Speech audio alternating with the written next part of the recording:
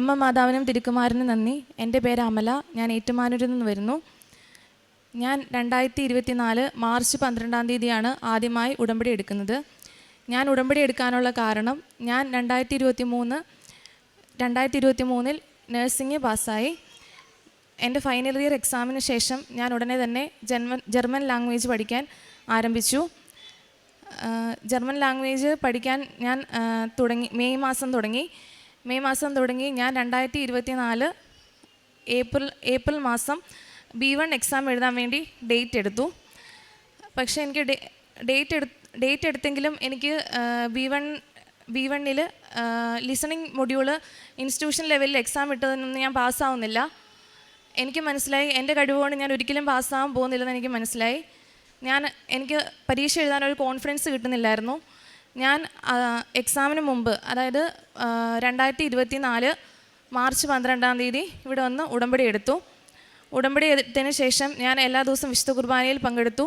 ഉടമ്പടി നേർച്ച വസ്തുക്കൾ ഉപയോഗിച്ച് പ്രാർത്ഥിച്ചു. അതിനുശേഷം ഏപ്രിൽ 6 ട്രിച്ചി വെച്ചായിരുന്നു എനിക്ക് എക്സാം. ഞാൻ രാവിലെ പ്രത്യക്ഷീകരണ പ്രാർത്ഥന ചൊല്ലി ഉടമ്പടി വസ്തുക്കൾ ഉപയോഗിച്ച് പ്രാർത്ഥിച്ചതിന് ശേഷം എക്സാം അറ്റൻഡ് ചെയ്തു. എക്സാം അറ്റൻഡ് ചെയ്തപ്പം ആദ്യത്തെ മൊഡ്യൂള് റീഡിംഗ് ആയിരുന്നു. റീഡിങ് എനിക്ക് വലിയ കുഴപ്പമില്ലായിരുന്നു. അത് കഴിഞ്ഞ് ലിസണിങ് ആയിരുന്നു. ലിസണിങ് എനിക്കൊന്നും മനസ്സിലായില്ല. അതിനുശേഷം ഞാൻ റൈറ്റിങ്ങും സ്പീക്കിങ്ങും അറ്റൻഡ് ചെയ്തു. എല്ലാ എക്സാമും എല്ലാ മൊഡ്യൂളും ഞാൻ അറ്റൻഡ് ചെയ്യുമ്പോഴത്തേക്കും ഞാൻ ഉടമ്പടി കാശുരൂപം വെച്ച് പ്രാർത്ഥിച്ചിട്ടാണ് പരീക്ഷ എഴുതിക്കൊണ്ടിരുന്നത്. അതിനുശേഷം എൻ്റെ റിസൾട്ട് വന്നപ്പം ഞാൻ ആദ്യത്തെ അറ്റംപ്റ്റിൽ 3 മൊഡ്യൂള് പാസ്സായി. ഞാൻ ഇതുവരെ പാസ്സാകാത്ത ലിസണിങ് ഞാൻ 63 മാർക്ക് മേടിച്ച് പാസ്സായി. 60 മാർക്ക് മതിയായിരുന്നു ജയിക്കാൻ. എനിക്ക് 63 മാർക്കും അമ്മ മാതാവ് നൽകി എന്നെ അനുഗ്രഹിച്ചു. എനിക്ക് എളുപ്പമായിട്ടുള്ള റീഡിംഗ് എക്സാം ഞാൻ ഫെയിൽ ആവുകയും ചെയ്തു 1 മാർക്കിന്. അതിനുശേഷം ഞാൻ രണ്ടാമത് ഡേറ്റ് എടുത്തു. ജൂൺ 10 ഞാൻ രണ്ടാമത്തെ എക്സാമിന് ഡേറ്റ് എടുത്തത്. ചെന്നൈയിലാണ് എക്സാമിന് ഡേറ്റ് എടുത്തത്. ഡേറ്റ് എടുത്തതിന് ശേഷം എനിക്ക് ഭയങ്കര നടുവേദനയായിരുന്നു. എനിക്ക് ഈ എക്സാമിന് വേണ്ടി ഒന്ന് പ്രിപ്പയർ ചെയ്യാനൊന്നും പറ്റുന്നില്ലായിരുന്നു. അപ്പോൾ ഞാനാണെങ്കിൽ എല്ലാ ദിവസവും മാതാവിനോട് പ്രാർത്ഥിക്കുമായിരുന്നു. ഞാൻ വിശുദ്ധ കുർബാനയിൽ പങ്കെടുക്കുമായിരുന്നു, ബൈബിള് വായിക്കുമായിരുന്നു. എനിക്ക് എക്സാം എഴുതാനായിട്ട് ജൂൺ 10 ഡേറ്റെങ്കിൽ എനിക്ക് ജൂൺ 8 ഇവിടുന്ന് പോകണമായിരുന്നു. കോട്ടയത്തു നിന്ന് ട്രെയിന് പോകണമായിരുന്നു. പക്ഷെ അന്ന് രാവിലെയും എനിക്ക് അതിശക്തമായ നടുവേദനയായിരുന്നു. എനിക്കാണെങ്കിൽ എക്സാം എഴുതാൻ പറ്റുമെന്ന് പോലും എനിക്കറിയത്തില്ലായിരുന്നു. പക്ഷേ ഞാൻ ഉടമ്പടി തൈലം ഉപയോഗിച്ച് നടുവിൽ കുരിശ് വരച്ച് പ്രാർത്ഥിച്ചു. അതിനുശേഷം ഞാൻ എക്സാമിന് വേണ്ടി പോയി. യാത്രാ സമയത്ത് എനിക്കൊരു കുഴപ്പവും ഉണ്ടായില്ല. എനിക്ക് വേദനകളൊന്നും ഇല്ലാതെ മാതാവ് എന്നെ അവിടെ എക്സാമിന് എത്തിച്ചു. ഞാൻ എക്സാമിന് കയറുന്നതിന് മുമ്പ് ഉടമ്പടി തൈലം നെറ്റിയിൽ കുരിശ് വരച്ച് പ്രാർത്ഥിച്ചു. അതുകൂടാതെ തന്നെ ഉപ്പും അവിടെ ഉപയോഗിച്ച് പ്രാർത്ഥിച്ചു. എക്സാം അറ്റൻഡ് ചെയ്തുകൊണ്ടിരുന്ന സമയത്ത് എനിക്ക് നല്ല ബുദ്ധിമുട്ടായിരുന്നു. അറ്റൻഡ് ചെയ്ത് ഇറങ്ങിയിട്ട് എനിക്ക് വലിയ കോൺഫിഡൻസ് ഒന്നും ഇല്ലായിരുന്നു. പക്ഷേ ഞാനാണെങ്കിൽ എല്ലാ ദിവസവും പ്രാർത്ഥിക്കുമായിരുന്നു. എക്സാം എനിക്ക് 10 കഴിഞ്ഞത്. എങ്കിൽ 12 എൻ്റെ ഉടമ്പടി കഴിയുമായിരുന്നു. ഞാൻ 12 തന്നെ ഇവിടെ വന്ന് ഉടമ്പടി പുതുക്കാൻ വേണ്ടി ഞാൻ വന്നു. ഉടമ്പടി പുതുക്കി എല്ലാ ദിവസവും ഞാൻ പ്രാർത്ഥന കണ്ടിന്യൂ ചെയ്തു. ഞാൻ പ്രാർത്ഥിച്ചു, മാതാവേ, എൻ്റെ യോഗ്യത കൊണ്ട് ഞാൻ ഒരിക്കലും പാസ്സാവത്തില്ല, നിൻ്റെ കൃപയാലേ ഞാൻ പാസ്സാവത്തുള്ളൂ എന്ന് പറഞ്ഞ് പ്രാർത്ഥിച്ചു. അങ്ങനെ 2 ആഴ്ചയ്ക്ക് ശേഷം എൻ്റെ റിസൾട്ട് വന്നപ്പോൾ എനിക്ക് 60 മാർക്കായിരുന്നു ലഭിക്കേണ്ടത്. ആ 60 മാർക്ക് എനിക്ക് മാതാവ് തന്ന് ഞാൻ B1 ഫുൾ മൊഡ്യൂള് പാസ്സായി. അതിനുശേഷം ഞാൻ ജൂൺ അവസാന മാസം പാസ്സായെങ്കിലും എൻ്റെ പ്രോസസ്സിങ് നടക്കുന്നില്ലായിരുന്നു. ഞാൻ വീണ്ടും ഉടമ്പടിയിലായിരുന്നല്ലോ. അപ്പം ഞാൻ പ്രാർത്ഥിച്ചു, മാതാവേ, എനിക്ക് കുഴപ്പമില്ല, നിൻ്റെ സമയത്ത് എനിക്ക് തന്നാൽ മതിയെന്ന് പ്രാർത്ഥിച്ചു. അങ്ങനെ വെയിറ്റ് ചെയ്ത് എനിക്ക് ഓഗസ്റ്റ് മാസം ഇൻ്റർവ്യൂ നടന്നതിൽ ആദ്യത്തെ ഇൻ്റർവ്യൂവിൽ ഞാൻ ഫെയിലായി. ഞാൻ ഉടമ്പടി കാശുരൂപവും ഉപ്പും ഒക്കെ ആയിട്ടാണ് പരീക്ഷയ്ക്ക് ഇരുന്നെങ്കിലും ഞാൻ മാതാവിനോട് പറഞ്ഞായിരുന്നു, മാതാവ്, ഈ ഹോസ്പിറ്റലിൽ എനിക്കുള്ളതാണ്, എനിക്ക് തന്നാൽ മതി, അല്ലെങ്കിൽ എനിക്ക് തരണ്ടെന്ന് ഞാൻ പറഞ്ഞ് പ്രാർത്ഥിച്ചായിരുന്നു. അത് കഴിഞ്ഞ് ആ ഇൻ്റർവ്യൂ എനിക്ക് കിട്ടിയില്ല. രണ്ടാമത് അടുത്ത ഹോസ്പിറ്റലിൽ ഇൻ്റർവ്യൂ വന്നപ്പം ഞാൻ പാസ്സായി. അത് കഴിഞ്ഞ് പ്രോസസ്സിങ് എല്ലാം അതിൻ്റെ ബാക്കിയായിട്ട് നടന്നു. എനിക്ക് അതിനുശേഷം ഇപ്പോൾ വിസ കിട്ടി. ഞാനാണെങ്കിൽ അടുത്ത ഡിസംബർ മാസം 4 ജർമ്മനിക്ക് പോവുകയാണ്. ഇത്രയേറെ അനുഗ്രഹം തന്ന അമ്മ മാതാവിനും തിരുക്കുമാരനും 1000 നന്ദി. ഞാൻ ഉടമ്പടി എടുത്തതിന് ശേഷം എല്ലാ മാസവും കൃപാസനത്തിൽ വന്ന് പ്രാർത്ഥിക്കുമായിരുന്നു. എല്ലാ മാസം വരുമ്പോഴും ഞാൻ ഓരോ കെട്ട് പത്രം മേടിച്ചുകൊണ്ട് പോകുമായിരുന്നു. എല്ലാവർക്കും വീടിനടുത്തും ബസ് സ്റ്റാൻഡിൽ പിന്നെ ആശുപത്രികളിലെല്ലാം കൊണ്ട് ഞാൻ വിതരണം ചെയ്യുമായിരുന്നു. അതോടൊപ്പം ഞാൻ കാരുണ്യ പ്രവൃത്തി ആയിട്ട് ചെയ്തത് ആശുപത്രിയിൽ പോയി രോഗികളെ സന്ദർശിച്ചു, വീടുകളിൽ പോയി ആ രോഗികളെ സന്ദർശിച്ചു, ആശുപത്രികളിൽ രോഗികൾക്ക് ഭക്ഷണം നൽകി, അതുപോലെ തന്നെ സാമ്പത്തികമില്ലാത്തവർക്ക് സാമ്പത്തിക സഹായം ചെയ്തു. സങ്കീർത്തനങ്ങൾ 46:1 ദൈവമാണ് നമ്മുടെ അഭയവും ശക്തിയും, കഷ്ടതകളിൽ അവിടുന്ന് സുനിശ്ചിതമായ തുണയാണ്. അമല എന്ന ഈ മകൾ ജർമ്മൻ ഭാഷാ പഠനവും വിദേശത്ത് പോകുവാനുള്ള സാധ്യതകളും തേടിക്കൊണ്ട് പഠിച്ച് പരിശ്രമിക്കുന്ന നാളുകളിലാണ് പരിശുദ്ധമടി തിരുനടയിൽ ഉടമ്പടി എടുത്ത് പ്രാർത്ഥിക്കുന്നതും ജീവിക്കുന്നതും.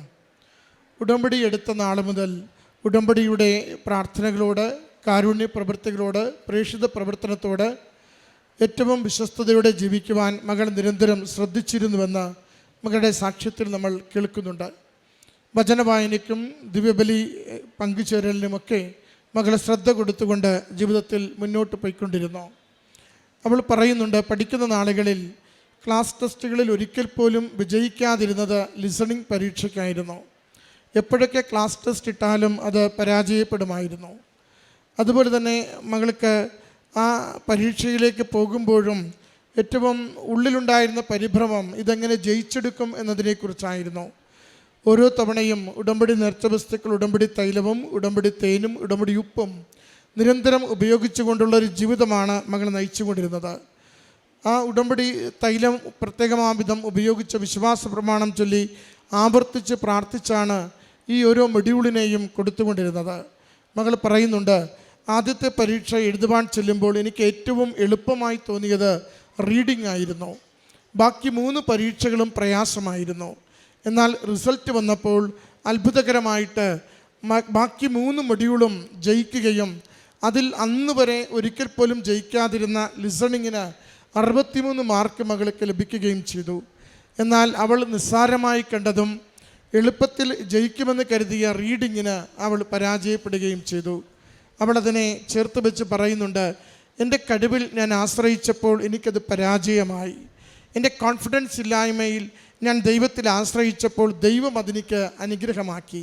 അതാണ് റീഡിങ്ങും ലിസണിങ്ങും തമ്മിലുള്ള മകളുടെ വ്യത്യാസം. കോൺഫിഡൻസ് ഇല്ലാതെയാണ് അവൾ ലിസണിങ്ങിന് പങ്കെടുത്തത്. അത് ദൈവം കൃപ കൊടുത്തുകൊണ്ട് അത് അനുഗ്രഹിച്ചപ്പോൾ അവൾ ഓവർ കോൺഫിഡൻസോടു കൂടിയാണ് അവൾ റീഡിങ്ങിലേക്ക് പോകുന്നത്. അതവൾക്ക് ചെറിയൊരു കൊട്ട് കൊടുത്തുകൊണ്ട് അത് പരാജയപ്പെട്ടതിനെയും അവൾ ഓർമ്മിക്കുകയാണ്. അത് നിരാശയിലേക്കല്ല മകളെ നയിക്കുന്നത്. കൂടുതൽ തീഷ്ണമായി പ്രാർത്ഥിക്കുവാൻ, വളരെ വേഗത്തിലെടുത്ത ഡേറ്റ് എടുത്ത് പരീക്ഷ പങ്കുചേരുവാനാണ് മകളെ നയിക്കുന്നത്. മകളത് പറയുന്നുണ്ട്, വേഗം തന്നെ എടുത്ത ഡേറ്റ് എടുത്തു, അല്പം കൂടി ഞാനൊന്ന് ശ്രദ്ധിച്ചു, നന്നായി ഒന്ന് പ്രാർത്ഥിച്ചു, ഞാൻ ഉടമ്പടി പ്രകാരം ജീവിച്ചു, കുമ്പസാരിച്ചു, എന്നിട്ട് ഞാൻ പരീക്ഷയിലേക്ക് വീണ്ടും പോയി, എനിക്ക് വേഗത്തിൽ അത് ജയിക്കുവാനുള്ള മാർക്ക് നൽകി എന്നെ സഹായിച്ചുവെന്ന്. അവരുടെ പ്രോസസ്സിൽ കാര്യമായ പ്രശ്നങ്ങളുണ്ടായിരുന്നു. പ്രോസസ്സിൽ ആദ്യമൊരു ആശുപത്രിയിൽ എല്ലാ കാര്യങ്ങളും മുന്നോട്ട് പോയിക്കൊണ്ടിരുന്നു. ഇടയ്ക്ക് വെച്ചത് മാറി മറ്റൊരു ആശുപത്രിയിലേക്ക് അവരുടെ പ്രോസസ്സ് കൊടുത്തു. അതുവഴി കുറേ പ്രയാസങ്ങളുണ്ടായി, ഗ്യാപ്പുണ്ടായി. ഇതെല്ലാം വലിയ കലുഷിതമായിക്കൊണ്ട് പോകുവാനാവാത്ത സാഹചര്യത്തിലേക്ക് എല്ലാം എത്തിച്ചു കൊണ്ടിരുന്നപ്പോഴും മകൾ അമ്മ മാതാവിൽ ഉടമ്പടിയിലൂടെ വിശ്വസിച്ച് പ്രാർത്ഥിച്ചു കൊണ്ടിരുന്നു. എത്ര കുരുക്കുകളും എനിക്ക് വേഗത്തിൽ അമ്മ അഴിച്ചു തരും. എത്ര വലിയ ക്ലേശത്തിൽ നിന്നും അമ്മ മാതാവ് എന്നെ നിസ്സാരമായി പുറത്തു കൊണ്ടുവരും. എനിക്ക് അനുവദിക്കാത്ത വിസ എനിക്ക് അനുവദിച്ച് തന്നുകൊണ്ട് ഞാൻ ആഗ്രഹിക്കുന്ന എൻ്റെ പ്രൊഫഷനും വിദ്യാഭ്യാസവും പൂർത്തിയാക്കുന്നതിന് അമ്മ എന്നെ മുന്നോട്ട് നയിക്കുക തന്നെ ചെയ്യുമെന്ന് മകൾ ആശ്രയിച്ച് വിശ്വസിച്ച് പ്രാർത്ഥിച്ചിരുന്നു. അതിനെയാണ് അവൾ സാക്ഷ്യപ്പെടുത്തുന്നത്. പ്രോസസ്സിൻ്റെ വേഗത്തിൽ പൂർത്തീകരിച്ചെടുക്കുവാനും അതുമായി ബന്ധപ്പെട്ടുണ്ടായിരുന്ന എല്ലാ തടസ്സങ്ങളും മാറ്റിയെടുക്കുവാനും അങ്ങനെ വിസ ലഭിച്ച് അടുത്തയാഴ്ച വിദേശത്ത് പോകുവാനുള്ള രീതിയിൽ എല്ലാ കാര്യങ്ങളും അമ്മ മാതാവ് മകൾക്ക് ക്രമീകരിച്ചു കൊടുത്തുവെന്ന്. അവൾ പരീക്ഷ എഴുതുവാൻ പോകുമ്പോൾ പറയുന്നുണ്ട്, കലശലായ രോഗാവസ്ഥയിൽ പഠനം നന്നായി ചെയ്യുവാനാവാത്ത വിധം, പരീക്ഷയ്ക്ക് അധിക നേരം ഇരിക്കുവാനാവാത്ത വിധം അവൾ ക്ലേശങ്ങൾ അനുഭവിച്ചുവെങ്കിലും ആ അമ്മ മാതാവ് ആ സമയത്തൊക്കെ ഒരു സംരക്ഷണമായി കൂടെ വരികയും ആ കാര്യങ്ങൾ പൂർത്തീകരിച്ചെടുക്കുവാൻ മകളെ നയിക്കുകയും സഹായിക്കുകയും ചെയ്തുവെന്ന. പ്രിയമുള്ളവരെ, പരിശുദ്ധമ്മയുടെ തിരുനടയിലേക്ക് നാം ശരണപ്പെട്ടുകൊണ്ട് പ്രാർത്ഥനകൾ സമർപ്പിക്കുമ്പോൾ നമ്മുടെ ആത്മാവിലുണ്ടാവേണ്ട, ഹൃദയത്തിലുണ്ടാവേണ്ട ഏറ്റവും വലിയ ബലം ഇതാണ്. എൻ്റെ ആത്മവിശ്വാസക്കുറവ് അമ്മ മാതാവ് തിരുക്കുമാരന് കൊടുത്തുകൊണ്ട് ദൈവകൃപയാക്കി മാറ്റിത്തരും. എനിക്ക് പഠിക്കുവാനുള്ള പ്രാപ്തിക്കുറവ് അമ്മ മാതാവ് തിരുക്കുമാരന് കൊടുത്തുകൊണ്ട് എനിക്കാവശ്യമുള്ളത് പഠിക്കുവാനും ഞാൻ പറയുന്നത് എനിക്ക് അനുഗ്രഹമായി തീരുവാനുമുള്ള കൃപ നേടിത്തരും. എൻ്റെ തടസ്സങ്ങളും ശാരീരികമായ രോഗാവസ്ഥകളും അമ്മ മാതാവ് തിരുക്കുമാരൻ്റെ മുറിവിനോട് ചേർത്ത് വെച്ച് പ്രാർത്ഥിച്ച് സൗഖ്യത്തിലേക്കും അതോടൊപ്പം പുതിയ വഴികൾ തുറക്കുന്ന അവസ്ഥയിലേക്കും എൻ്റെ ജീവിതത്തെ നയിച്ചു കൊണ്ടിരിക്കും. ഈ പ്രത്യാശയോടുകൂടി നമ്മുടെ നിയോഗങ്ങളെ കൃപാസനം അമ്മയ്ക്ക് സമർപ്പിക്കാം. ഈ മകൾക്ക് ലഭിച്ച ദൈവാനുഗ്രഹങ്ങൾക്ക് കരഘോഷത്തോടെ അമ്മ മാതാവിനും തിരുക്കുമാരനും നന്ദി പറഞ്ഞ് ഈ സാക്ഷ്യം സമർപ്പിക്കാം. അത്യപൂർവ ദൈവാനുഭവങ്ങൾ ഇനി നിങ്ങൾക്കും സ്വന്തം. ഈ യൂട്യൂബ് ചാനൽ ഇതുവരെ സബ്സ്ക്രൈബ് ചെയ്തിട്ടില്ലെങ്കിൽ ഇപ്പോൾ തന്നെ സബ്സ്ക്രൈബ് ചെയ്യുക. ഈ വീഡിയോ ഇപ്പോൾ തന്നെ നിങ്ങളുടെ സുഹൃത്തുക്കൾക്ക് ഷെയർ ചെയ്തുകൊണ്ട് കർത്താവിൻ്റെ പ്രേക്ഷിതരാകുക.